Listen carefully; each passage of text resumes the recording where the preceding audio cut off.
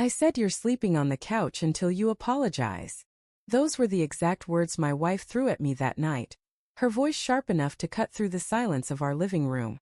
I remember standing there holding my phone in one hand, my heart beating so loud it drowned out everything else.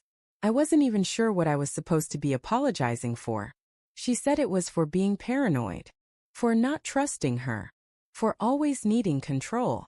But looking back now, I realize she was just trying to buy herself time, to make me doubt what I'd already started to see. It all began a week before that night. Nothing dramatic, nothing obvious. Just small strange things that didn't fit. Her phone, which used to sit face up on the kitchen counter, suddenly lived face down, screen locked tight.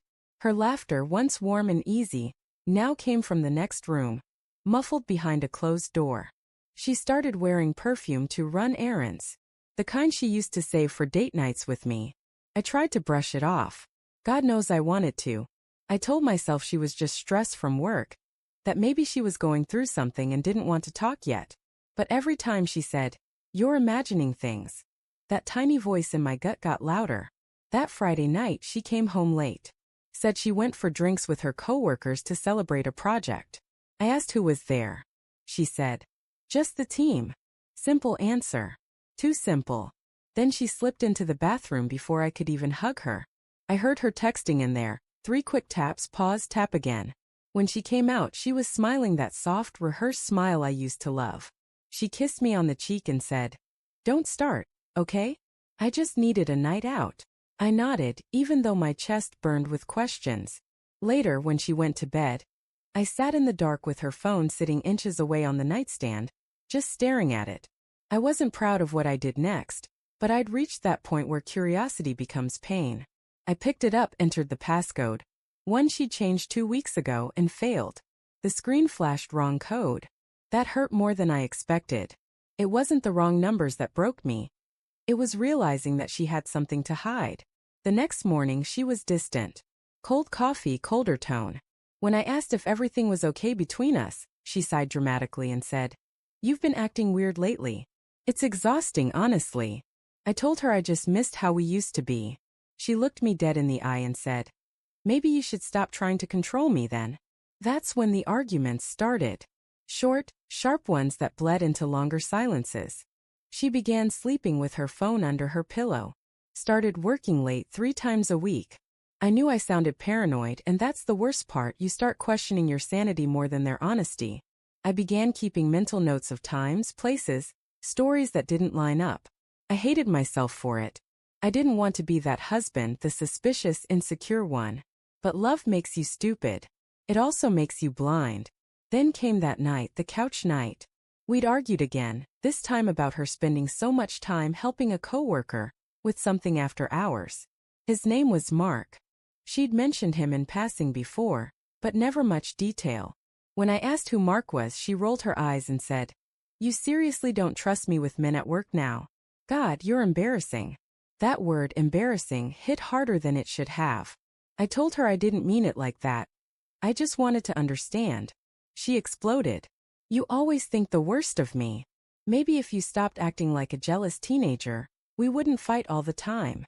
Then she grabbed a blanket from the hall closet and threw it at me. "You're sleeping on the couch until you apologize."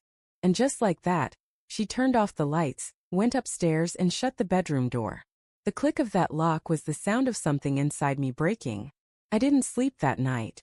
I just lay there on the couch, staring at the ceiling, thinking about how love could rot quietly while you were still trying to save it. Around 3 a.m., I heard the faint buzz of her phone upstairs. Then footsteps. Then the bathroom door opening. I walked halfway up the stairs, careful not to make a sound.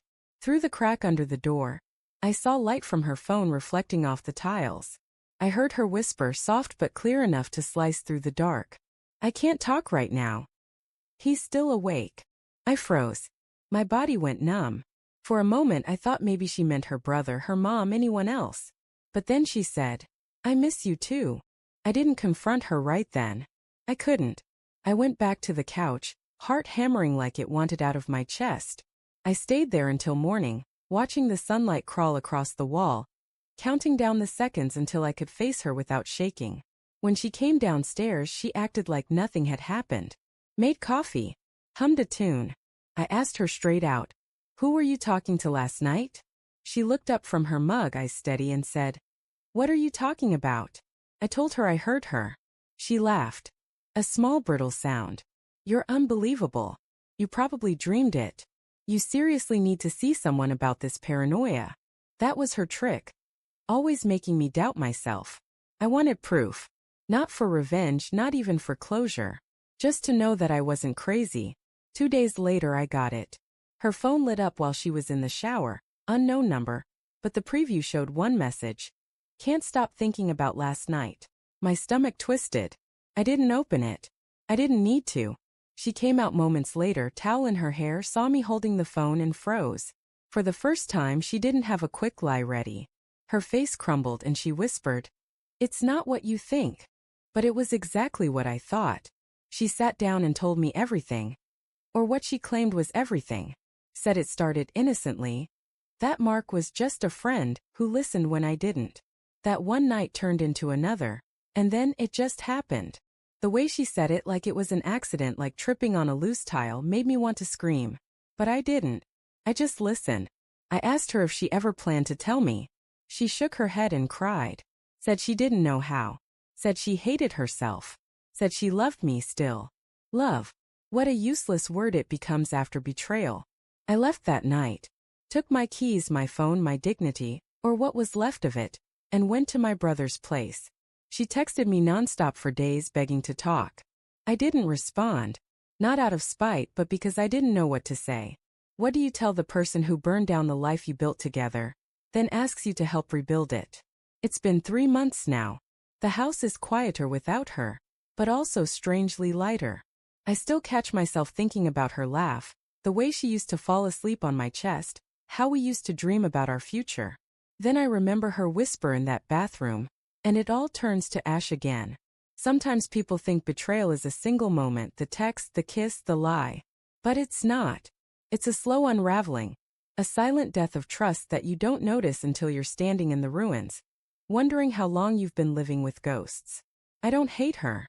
I think that's the part that hurts the most. I still love the version of her that looked at me like I was home. But the truth is, she left long before I ever slept on that couch. And maybe that's what betrayal really is, not just losing the person you love, but realizing they stopped loving you long before they ever said it out loud.